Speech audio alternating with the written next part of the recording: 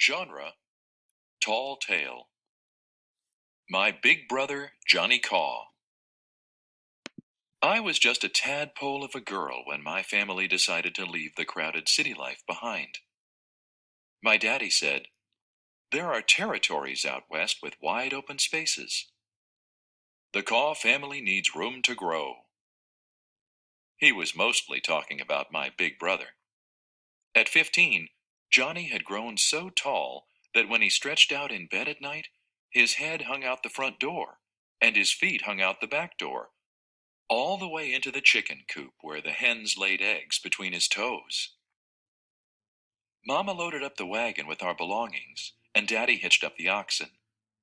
We began to head west, but it wasn't long until Johnny hollered for everybody to stop. "We'll never get there with these slowpokes pulling us," Johnny scoffed. He unhitched the team and put one ox on each shoulder. "Mind you don't let them topple off," Daddy hollered. "Yes, sir," Johnny said. "Tadpole can keep an eye on 'em." He picked me up and set me on top of his head, where I had to hang on to handfuls of Johnny's red hair to keep from falling off. Then Johnny grabbed hold of the hitch and began pulling the wagon. "Wake up!"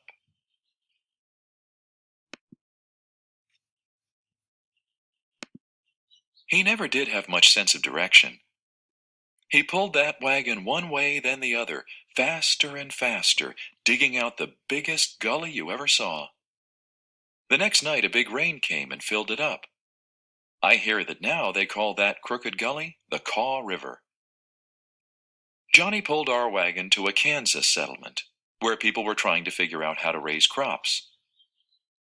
"Problem is these mountains," one settler said. "They are in the way." Johnny said that was no problem. He saw a big cottonwood tree, used a saw to cut it down, and whittled it into a giant scythe. Next he whacked the mountains off down near the ground, hauled them west, and piled them up in a big row. Today folks call them the Rocky Mountains. Everybody in Kansas was so happy with the nice flat land that they asked us to stay and homestead with them. We built a sod house and started planting wheat. Now one summer it was mighty dry. All of the wheat had started to shrivel up in the field. Our neighbors came and asked for Johnny's assistance. "My crop has about withered away to nothing," said one neighbor. "Without rain we're done for." "I have got an idea," said Johnny, looking up at some puffy clouds. He grabbed hold of his big hoe and commenced poking holes in the clouds. Down came the rain in buckets, and the wheat was saved. Caw! One morning at the riverbank, Mama was plunging our dirty clothes in the water to get them clean, when a prospector rode up. He said he was heading to California to find gold.